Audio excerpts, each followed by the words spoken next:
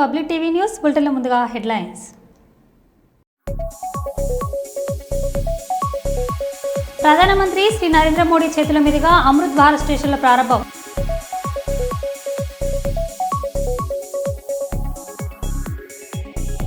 రాష్ట్రంలో కురుస్తున్న అకాల వర్షాలను కొనుగోలు కేంద్రాలు చెరువులు తలపించడంతో ఆందోళన చెందుతున్న రైతులు.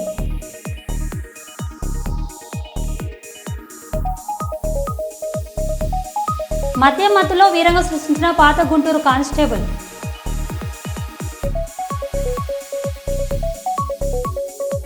మలేషియా జైల్లో మగ్గుతున్న తెలంగాణ వాసులను విడుదల చేయించిన కేటీఆర్.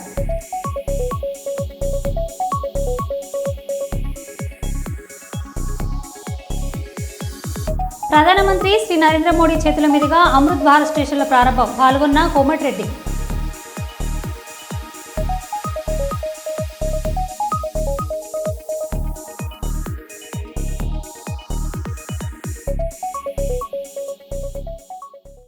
ఇక వివరాలకు వెళ్తే మావోయిస్టు పార్టీ ప్రధాన కార్యదర్శి నంబల కేశవరావుతో పాటు 28కి పైగా మావోయిస్టులను హత్య చేసిన ఫాసిస్టు చర్యలు ఖండించండి. ఐ కృష్ణ ఐఎఫ్టీసీ రాష్ట్ర అధ్యక్షులు ఈ నరేష్, జిల్లా సహాయ కార్యదర్శి న్యూ డెమోక్రసీ పెద్దపల్లి జిల్లా కమిటీ అడవుల కార్పొరేటర్లు అప్పగించే లక్ష్యంలో మోదీ సర్కార్ తలపెట్టిన ఆపరేషన్ కంగారు నేడు హత్యాకాండకు వ్యతిరేకంగా గోదావరిఖని చౌరస్సులో సిపిఐ న్యూ డెమోక్రసీ పెద్దపల్లి జిల్లా కమిటీ ఆధ్వర్యంలో ఐఎఫ్టీసీ నిరసన కార్యక్రమం చేపట్టడం జరిగింది. ఈ సందర్భంగా రాష్ట్ర అధ్యక్షులు I Krishna, CPI new democracy జిల్లా సహాయ కార్యదర్శి ఈ నరేష్లు మాట్లాడారు.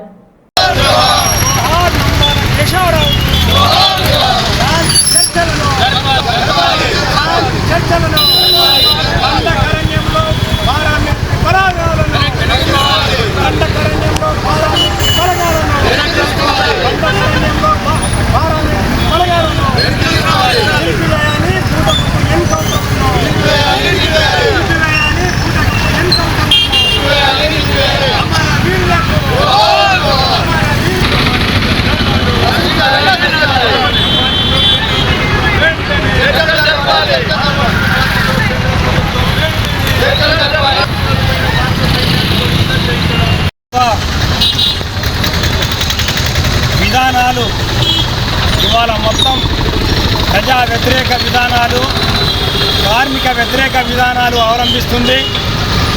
ఇవాళ దేశంలో ఉన్నటువంటి దండకారణ్యం, మధ్య భారతంలో ఉన్నటువంటి ఆదివాసులపై హత్యాకాండను కొనసాగిస్తుంది. ఆదివాసులకు అండగా నిలబడి అక్కడ ఏ కార్పొరేట్ శక్తులైతే 29 రకాల ఖనిజ సంపదను దోచుకోవడానికి ఇవాళ ప్రయత్నం చేస్తున్నారో కార్పొరేట్ శక్తులు, వారికి అండగా భారత ప్రభుత్వం మోడీ, అమిత్ షాను నిలబడ్డారు. ఆ రకంగా నిలబడి ఇవాళ ఆదివాసులకు అండగా నిలబడినటువంటి మావోయిస్టు పార్టీని తుదముట్టించడానికి ఆదివాసులను చంపుతూనే ఒకవైపున మావోయిస్టులను కూటకపు ఎన్కౌంటర్ల పేరుగా చంపుతున్నారు. నిన్నటికి నిన్న ఏదైతే బీజాపూర్ జిల్లా, ఛత్తీస్గఢ్ దగ్గర ఉన్నటువంటి బీజాపూర్ జిల్లా నారాయణపూర్లో కూటకపు ఎన్కౌంటర్లు జరిపి 26 మంది గిరిజనులు చంపివేయబడ్డారు. అందులో ఆ పార్టీ కేంద్ర కమిటీ కార్యదర్శి, మావోయిస్టు పార్టీ కేంద్ర కమిటీ కార్యదర్శి 50 ఏళ్ల నుంచి ప్రజల కోసం అజ్ఞాతవాసంగా పోరాడుతున్నటువంటి నాయకుడిని అనారోగ్యంతో ఒరిస్సాలో ట్రీట్మెంట్ తీసుకుంటుంటే ఒక రహస్యంగా అక్కడ ఉన్నటువంటి మఫ్టీ పోలీసులు ఆయనను అరెస్ట్ చేసి తీసుకెళ్లి దండకారణ్యంలో కాల్చి చంపి ఇవాళ పూటకపు ఎన్కౌంటర్ను, హత్యాకాండను మేము తీవ్రంగా ఖండిస్తున్నాం. అలాంటి కట్టుకథలు అనేకం ఈ దేశంలో, ఈ రాష్ట్రంలో జరుగుతూనే ఉన్నాయి. కనుక పౌరులుగా మేమందరం కూడా మా పార్టీ సిపిఐ న్యూ డెమోక్రసీ దీన్ని ఖచ్చితంగా ప్రజలకు వివరించి దీన్ని తీవ్రంగా ఖండించాలనేటువంటి ఒక పిలుపునిచ్చింది. కనుక భారత ప్రభుత్వం వెంటనే ప్రజా యుద్ధం ఏదైతే జరుగుతుందో దానిపై మీరు చర్చలు చేయండి, శాంతి చర్చలను జరపండి, యుద్ధాన్ని మీరు ఆపండి, దండకారణ్యంలో మోహరించినటువంటి పారా మిలిటరీ బలగాలన్నింటినీ కూడా మీరు ఉపసంహరించుకోవాలని మేము కోరుతున్నాం. నాడు రోడ్డు పేరుతో ఇల్లు కూల్చివేత, నేడు అరెస్టులతో ఆగుతున్న గుండెలు. భయం గుప్పెట్లో బంగారుపేట నీలి షికార్లు. గత ప్రభుత్వం హయాంలో రోడ్ల పేరుతో మాకు ఎలాంటి నోటీసులు ఇవ్వకుండా మా ఇళ్లను కూల్చివేయడం జరిగిందని, నేటి ప్రభుత్వం హయాంలో మా నీలి షికార్లు అరెస్టు చేయడంలో ఆవేదన గురై గుండెలు ఆగిపోతున్నాయని బంగారుపేట నీలి షికార్లు ఆవేదన వ్యక్తం చేస్తున్నారు. 4.5 ఏళ్ల కిందట రైల్వే స్టేషన్ రోడ్ నుంచి అదన్ థియేటర్ వరకు రోడ్డు వేయడంలో అడ్డుగా ఉన్నాయని నీలి షికార్ల ఇళ్లను అధికారులు కూల్చివేయడంతో నీలి షికార్లు అడ్డుగా వెళ్లి మాకు ఎలాంటి నోటీసులు ఇవ్వకుండా మా ఇళ్లను ఎందుకు కూలుస్తున్నారని ప్రశ్నించడంతో 30 మందికి పైగా కేసులు నమోదు చేశారు. ఈ దృశ్యాన్ని చిత్రీకరించిన నలుగురిని ఫోన్లను లాక్కొని కేసీ కెనాల్లో పడేశారు.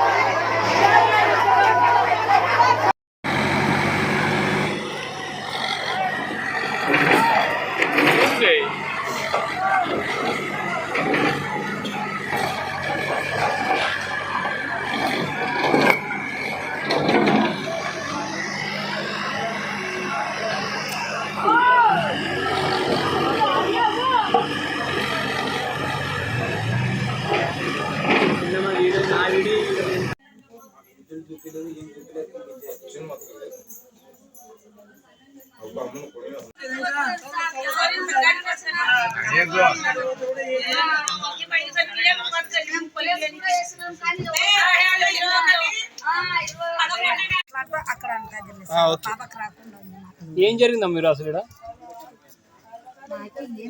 మాకు ఏం తెలియదు సార్. మాకి ప్రభుత్వం చెప్పలే. నిన్న మా అమ్మకి జైలు శిక్ష చేసినారు సార్. ఇక్కడికి వచ్చి ఏం చనిపోయిందమ్మా? ఏం కావాలమ్మా ఇప్పుడు? మాకు న్యాయం చేయండి సార్. ఏ విధంగా న్యాయం కావాలి మీకు? మాకు ఇవ్వలేదు సార్. మా అమ్మ ఒకటే ఉంది సార్. ఇవ్వలేదు సార్. మాకు అమ్మ ఒకటే ఉంది. అమ్మ ఉంటే మాకు కొంచెం వస్తుంది. ఇంకా ఇవ్వలేదు సార్. మా ఒకటే లేదు. మా వంటకు ధైర్యం ఉంటాయి. ఇప్పుడు మా అమ్మ చేరపోతే కాదు. మా ఒకటే లేదు. కొత్తగా మేము రాలే ఇక్కడ. పెరిగింత పెద్దల కాలంలో బంగారు పెట్టు ఉన్నాం. ఇప్పుడు వచ్చేవాళ్ళు సీఎం జిఎం అంతా కొత్తగా వాళ్ళు వచ్చినారు. మేము మటుకు ఇక్కడే ఉండేవాళ్ళు. మేము యా ఊరు లేదు. గోపాలరెడ్డి గారి తర్వాత వచ్చా. ఈడ బంగారుపేట 57 ఎకరాలు పొలం పోగుండే. కళ్ళకట్టరానే ఎవరు బీదోలు చేసుకుంటే వాళ్ళకే స్థలం అనే. ఆ స్థలం మేము కొత్తగా రాలే చేసేలా. పుట్టి పెరిగి మా పిల్లల తరాలతో మేము ఇక్కడ ఉన్నాం. ఈ రోజు వాళ్ళు పెద్ద పెద్దలు వచ్చి ఎమ్మెల్యే ముఖ్యమంత్రులు వాళ్ళవి గోపాలరెడ్డి కాడ అంతా రూపాయలు చేసుకొని అంత చేసి బీదోళ్ళని కొట్టి నలిగించి స్థలాలంతా కొట్టుకున్నారు. మాది 2 ఎకరాలు ఉండదు భూమి. మాది 2 ఎకరాల భూమి ఉండదు. కోట్లు వేసినాం. అంతా చేసిన కానీ బలవంతాన్ని వేసినారు. రోడ్డు తీసుకుపోయి ఆడ జగన్ కట్టు కాడ కూర్చోబెట్టినారు. నాకైతే స్థలం ముందుకి ఇల్లులు ఉండే అన్నీ ఉండేవి తీసేసినారు. తీసేసి మా మీద అందరు కంప్లీట్ పెట్టి ఒక్కరు సార్ ఏం జరగలేదు. ఆడ వాళ్ళు నోటీస్ ఏం పంపిలే. మాకి నోటీస్ పంపిలే. ఏం చేయలే. ఏం చెప్పలే. ఈ దౌర్జన్యంగా వచ్చి రోడ్డు వేయాలనుకున్నారు. వాళ్ళు రాత్రి పూట 12 గంటలకు దిగినారు వాళ్ళు. సార్ వాళ్ళు దిగి వాళ్ళు దౌర్జన్యంగా ఈడు నుండి ఆడ వరకు పలగొట్టుకుంటూ పోయినారు. మేము చేయలే కొట్టలే. మా స్వామికి తీవ్రంగా కొట్టి గాయాలు వేస్తుంటే మేము పోయినాం అంతే. కానీ మేము ఎవరికి కొట్టాలే చేయలే. దారుణంగా మా మనుషులకి 30 మందికి సజా చేసినారు. వాళ్ళే కొట్టినారు, వాళ్ళే చేసినారు సార్. ఇది అన్యాయం కేసు సార్. మమ్మల్ని పైన చాలా దారుణంగా పెట్టినారు సార్. మమ్మల్ని అయితే ఎవరు గుర్తింపు లేదు, అస్సలు లేదు. మా గేరికి కానీ ఎవరికి కానీ ఇప్పుడు స్టార్టింగ్లో 7 మందికి వేసేసినారు సార్. ఆ బాధతోనే ఆమె చచ్చిపోయింది సార్. ఇప్పుడు 28 మంది ఉన్నారు సార్. మా వాళ్ళకి కూడా పడుతుంది అనుకుని అంటున్నారు సార్. ఏమి వాళ్ళకి ఇంత బాధ అనిపించుకుంటా చేస్తున్నారు. మాకు ఏ ప్రభుత్వం ఇదిగో ఇది అదే అవుతుంది ఇది అది అని కూడా చెప్పలేము. నేను వాళ్ళకి సజా చేసినారు కాబట్టి ఆమె గుండె పగిలి చచ్చిపోయింది సార్. వాళ్ళ ఇంట్లో కోడలకి వేసేసినారు సార్. కోడలు సొంతం కోడలు 4 ఆడపిల్లలు ఉన్నారు సార్. వాళ్ళకి అయితే దిక్కు దివానం లేదు సార్. ఎవరు లేరు సార్. మమ్మల్ని ఎవరు పట్టించుకునేది లేదు, చేసేది లేదు సార్. జెర్సన్ నాయక్ను ప్రశంసించిన కేటీఆర్ ఉపాధి కోసం గత సంవత్సరం ఆదిలాబాద్ జిల్లా కాడెం మండలం లింగాపూర్ దుస్తారాబాద్ మండలం మూల్యాల గ్రామాలకు చెందిన 6 వ్యక్తులు మలేషియాకు వెళ్లారు.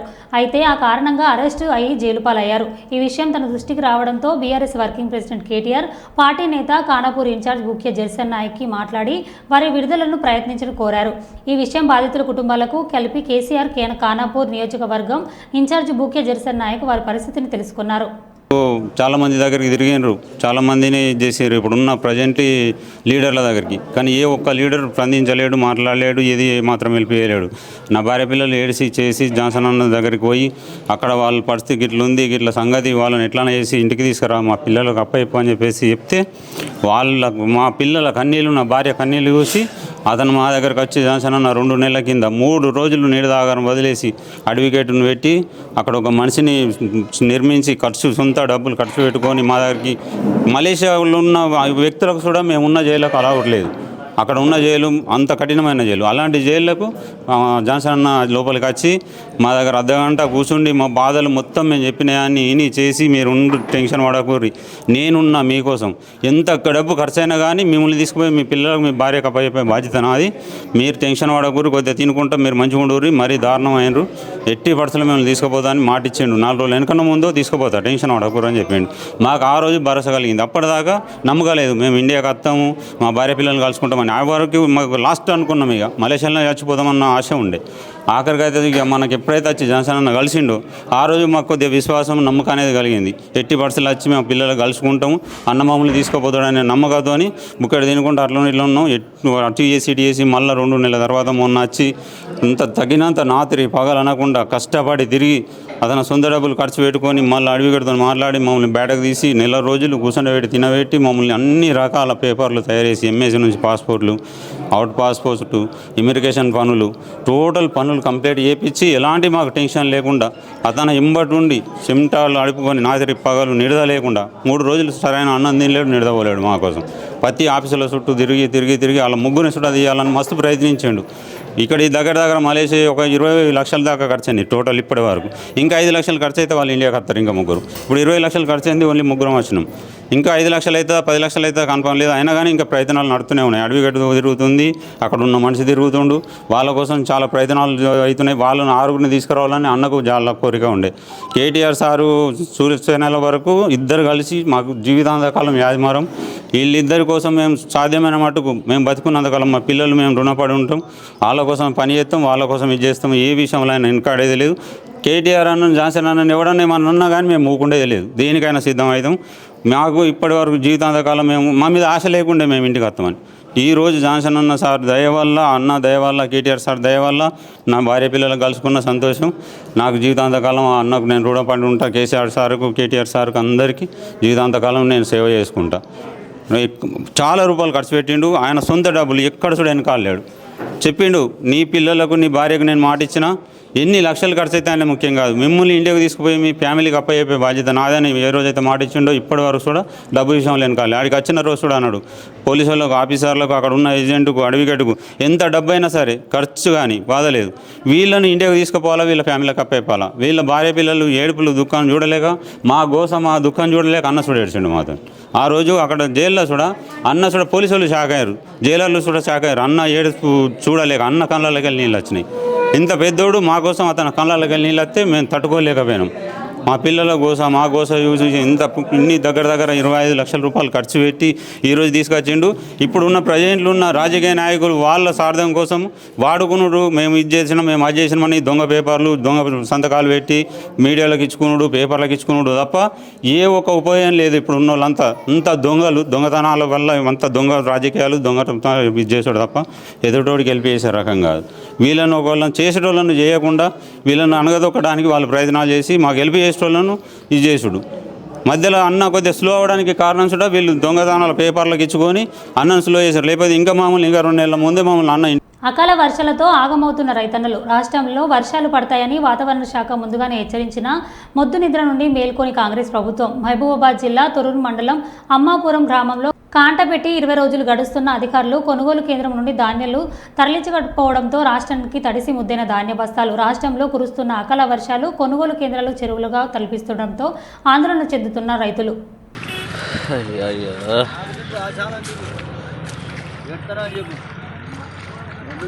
దర్శనే ఇవన్నీ చెప్పాను చెప్తాను.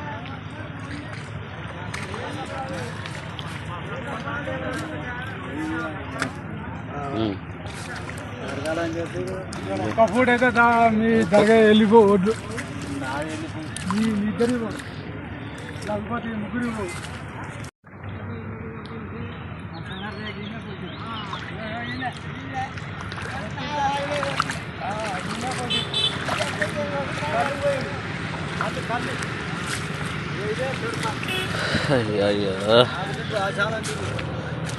చెప్తారా చెప్పు.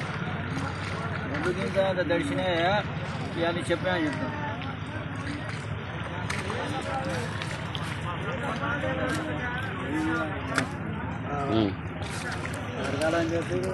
ఒక ఫోటో అయితే మీ దగ్గర వెళ్ళిపోవద్దు, మీ ఇద్దరు లేకపోతే ముగ్గురు. కేసీఆర్కు కాళేశ్వరం కమిషనర్ నోటీసులు ఇవ్వడంపై మాజీ మంత్రి కేటీఆర్ స్పందించారు. కాంగ్రెస్ బీజేపీ నాటకం భాగంగానే నోటీసులు ఇచ్చారని, వాటికి ధైర్యంగా ఎదుర్కొంటామని, 15 నెలల పాలనలో కమిషనర్లు తప్ప కాంగ్రెస్ చేసిందేమీ లేదని దుయ్యబడ్డారు. కమిషనర్ల నుంచి ప్రజల దృష్టికి మళ్లించడానికే కేసీఆర్ నోటీసులు ఇచ్చారని విమర్శించారు. 6 గ్యారంటీలు, తులం బంగారం, 4000 పెన్షన్ ఏమయ్యాయని నల్గొండలో ప్రశ్నించారు కేటీఆర్.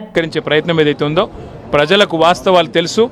మాకు ఈ దేశంలోని చట్టాల మీద, న్యాయ వ్యవస్థ మీద మాకు సంపూర్ణమైన విశ్వాసం ఉంది. తప్పకుండా ఈ ప్రభుత్వాన్ని మాత్రం తప్పించుకుందామనే ప్రయత్నం చేస్తూ ఉన్నారు. అంటే కమిషన్ల పేరిట, కాలయాపన పేరిట, కమిటీల పేరిట తామిచ్చిన 6 గ్యారంటీలు, 420 హామీలు, వాటిని ప్రజల దృష్టి వాటి నుంచి పక్కకు తీసుకుపోయే ప్రయత్నం ఏదైతే చేస్తున్నారో వదిలిపెట్టే సమస్య లేదు. ఎప్పుడు ఇస్తావు నెలకు 2500 రాష్ట్రంలోని 1,68,00,000 మంది ఆడబిడ్డలు అడుగుతున్నారు, అడుగుతూనే ఉంటాం. అట్లాగే ఎప్పుడు ఇస్తావు తులం బంగారం అని ఇవాళ పెళ్లిళ్లలో ఉండే ఆడబిడ్డల తల్లిదండ్రులు అడుగుతున్నారు, వదిలిపెట్టాం. ఎప్పుడు ఇస్తావు 4000 పెన్షన్ అని చెప్పి ఇవాళ రాష్ట్రంలోని పెద్ద మనుషులు అడుగుతున్నారు, వాళ్ళ తరపున అడుగుతూనే ఉంటాం. అట్లాగే ప్రతి ఒక్క హామీని అమలు చేసేదాకా వదిలిపెట్టాం. మీరు ఎన్ని నోటీసులు ఇచ్చినా, ఎన్ని డ్రామాలు ఆడినా అవన్నీ కూడా తప్పకుండా దూది పింజల్లాగా తేలిపోతాయనే మాట కూడా తప్పకుండా చెబుతూ, ముమ్మాటికి న్యాయము ధర్మము గెలుస్తుంది. ముమ్మాటికి తెలంగాణకు మేలు చేసిన వాళ్ళని ఆ దేవుడు కాపాడతాడు. మీరు ఎన్ని చిల్లర ప్రయత్నాలు చేసినా, వచ్చి 17 నెలల నుంచి మీరు చేస్తున్నాయని చిల్లర ప్రయత్నాలే. ఈ కమిషన్ అని, ఆ కమిషన్ అని, ఈ ఎంక్వైరీ అని, ఆ ఎంక్వైరీ అని. అందుకే నేను చెప్పేది, ఈ 3D మంత్రం ఎక్కువ రోజులు నడవదు. ఈ డిసెప్షన్, డిస్ట్రక్షన్, డిస్ట్రాక్షన్ అనే మీ ఆలోచన ఏదైతుందో. భారత మాజీ ప్రధాని స్వర్గీయ రాజీవ్ గాంధీ 36వ వర్ధంతిని పురస్కరించుకొని ఎంజిఎం సెంటర్లోని ఆయన విగ్రహానికి కాంగ్రెస్ పార్టీ నాయకులు గోపాల్ నవీన్ రాజు, మాజీ ఎమ్మెల్సీ పుల్ల పద్మావతి, కార్పొరేటర్లు, నాయకులు, కార్యకర్తలు తదితరులు పూలమాలలు వేసి నివాళులర్పించి అనంతరం ఎంజిఎం ఆసుపత్రిలో పేషెంట్లకు పండ్ల పంపిణీ చేశారు. ఈ సందర్భంగా మాజీ MLA Pulla Padmavathi, TSC cell state convener Shubhapaka Sadanandam మాట్లాడారు.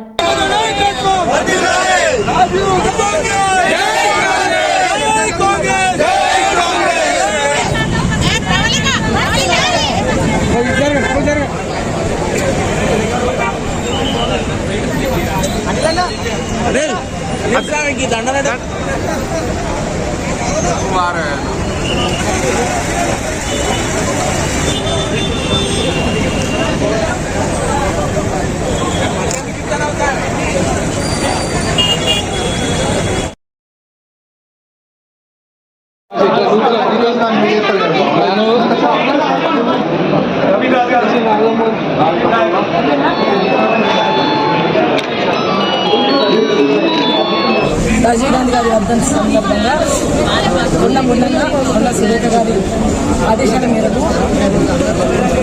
రాజీవ్ గాంధీ విగ్రహానికి నివాళులు అర్పించుకొని మరి పక్కనే ఉన్న ఎంజిఎం పేదల ఆసుపత్రి ఆ నిరుపేదలకు పళ్ళు పంచడానికి ఇక్కడ రావడం జరిగింది. రాజీవ్ గాంధీ బ్రతికుంటే ఈ దేశం ఇంకా వేరే రకంగా ఉండేది. కానీ ఆయన బ్రతికిన నాళ్ళు ఆయన టెక్నాలజీ విషయంలో మరి పేద బడుగు వర్గాల గురించి ఆయన ఆలోచించడం జరిగింది.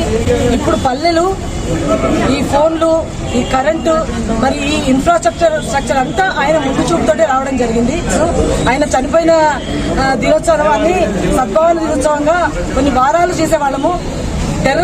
టెర్రరిజానికి అగెనెస్ట్గా ఆ రోజు తీసుకోవడం జరుగుతుంది.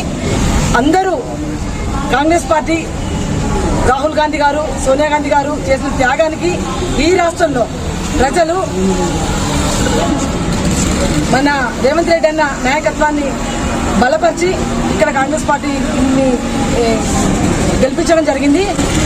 ఏ అయితే ఆశయాలతోటి, ఏ అయితే నమ్మకాలతోటి మాకు అధికారాన్ని ఇచ్చారో అవన్నిటినీ ప్రాణాలు ఒడ్డైనా పర్లే మా కాంగ్రెస్ పార్టీ పేద ప్రజల ఇంటికి వాళ్ళ బ్రతుకులు బాగుపడడానికి మేము ఇచ్చిన మాటలన్నీ మేము నెరవేర్చుకుంటామని ఈ ద్వారా తెలియజేసుకుంటూ 1991-92లో రాజీవ్ గాంధీ గారి విగ్రహం పుల్లా భాస్కర్ గారి యూత్ కాంగ్రెస్ అధ్యక్షుడిగా ఉండే నేనుండి అప్పుడు మేడం సురేఖ గారు ఉండే గుండమరల్ సాబ్ ఉండే ఇక్కడ విగ్రహం పెట్టాలనే సందర్భంలో ఆ గుడ్ల దవాఖాన కాడ పెట్టాలి, ఈ మెయిన్ రోడ్లో పెట్టద్దని చెప్పి అప్పుడు ఉన్నటువంటి ఒక వర్గం చేస్తే ఇప్పుడున్న మంత్రులు పురుషోత్తం రావు గారు, రంగారావు గారు, కేంద్ర మంత్రి కమలోద్దీన్ అహ్మద్ గారు, ఎంపీ సురేందర్ రెడ్డి గారు, గుండా దంపతులు కూడా ఉండి వీరంతా కూడా ఉండి చేయడం జరిగింది. 92 ఆ రోజు శంకుస్థాపన చేసి ఇట్లా చేయడం జరిగింది. తల్లి ప్రేమ ఎంత గొప్పదో ఈ ఘటన ద్వారా మనకు రుజువవుతుంది. తన బిడ్డను రక్షించుకునే క్రమంలో పెద్దపులిని ఓడించి తన బిడ్డను కాపాడుకున్న ఎలుగుబంటి. నల్లమల్ల అడవుల్లో ఎలుగుబంటి పెద్దపులి ఫైట్. ఎలుగుబంటి పిల్లపై దాడికి దిగబోయిన పెద్దపులి. ఎలుగుబంటి తిరగబడడంతో అడవిలోకి పరుగులు పెట్టిన పెద్దపులి.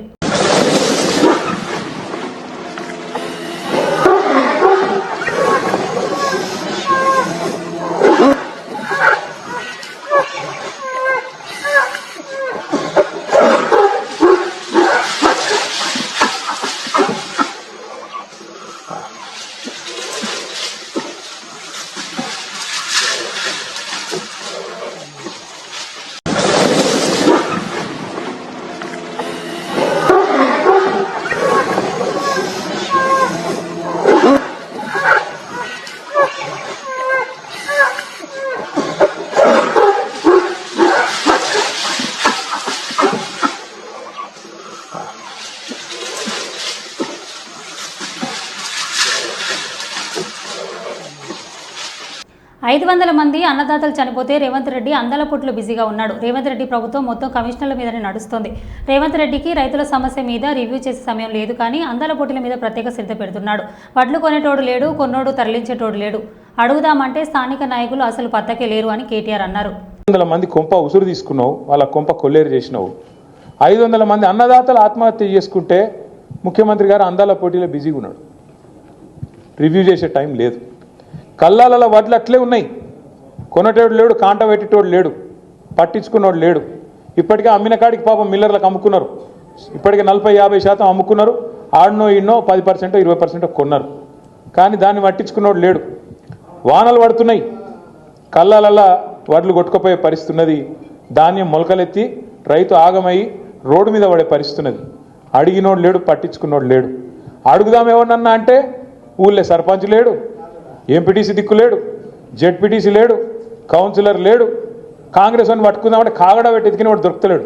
ఎందుకు బిజీగా ఉన్నారు? ఏడ బిజీగా ఉన్నారు? కాగితాలు పట్టుకొని సెక్రటేరియట్ చుట్టూ గిర్ర గిర్ర గిర్ర తిరుగుతున్నారు. ఏందిరా అంటే ముఖ్యమంత్రి చెప్పిండు నాకు ఓ పని తెచ్చుకోమన్నాడు, మా మంత్రి చెప్పిండు పని తెచ్చుకోమన్నాడు, 4 పైసలు మిగులుతాయన్నారు. ఇక పాత బాకీలు ఏమైనా ఉంటే పాత బిల్లులు ఏమైనా ఉంటే తెచ్చుకోమన్నారు, ఇస్తామన్నారు, కమిషన్లు తీసుకోమన్నారు. ఒకటే పనులు ఉన్నది ప్రభుత్వం మొత్తం. కమిషన్లు కమిషన్లు కమిషన్లు, 20% కమిషన్లు, 30% కమిషన్లు.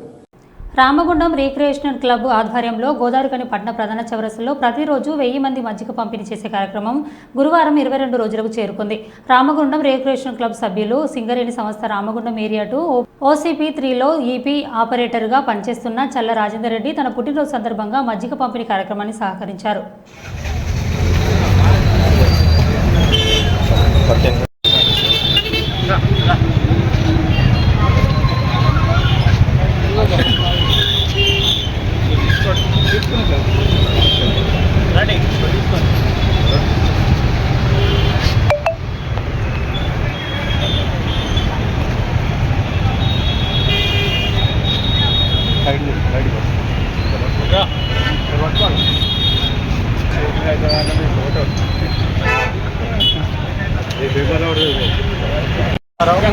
Recreation club vice president. Last ఈ మంత్ 1వ తారీఖు నుంచి ఈ రోజుకి 22 మజ్జిగ వితరణ కార్యక్రమం పెట్టుకున్న రిక్రియేషనల్ క్లబ్ తరఫున రోజు కుక్కలు చొప్పున కంట్రిబ్యూట్ చేస్తున్నాం. ఇవాళ గౌరవులు చల్లా రాజిరెడ్డి గారు ఈపీ ఆపరేటర్ గారి బర్త్డే సందర్భంగా మజ్జిగ పంపిణీ జరిగింది. ఇలాంటి కార్యక్రమాలు ప్రతి ఒక్కరు వాళ్ళ బర్త్డేలకు ఏదైనా ముఖ్యమైన దినాలకు ప్రజాసేవలో భాగంగా ఇంకెన్నెన్నో కార్యక్రమాలు చేయాలని అందరినీ గోదావరి వాళ్ళని ప్రార్థిస్తున్నాం. Thank you. Ramagundam recreation club వాళ్ళు ఒక మంచి ఆలోచనతోటి ఎండాకాలం నిమ్మకాయ చల్ల అనేది చాలా మంచిది, మన ఆరోగ్యానికి మంచిది, ఎండా దెబ్బ నుంచి కాపాడుతుంది. కాబట్టి ఇటువంటి మంచి కార్యక్రమాలు రామగుండం రిక్రియేషన్ క్లబ్ వాళ్ళు చేయడం హర్షణీయం.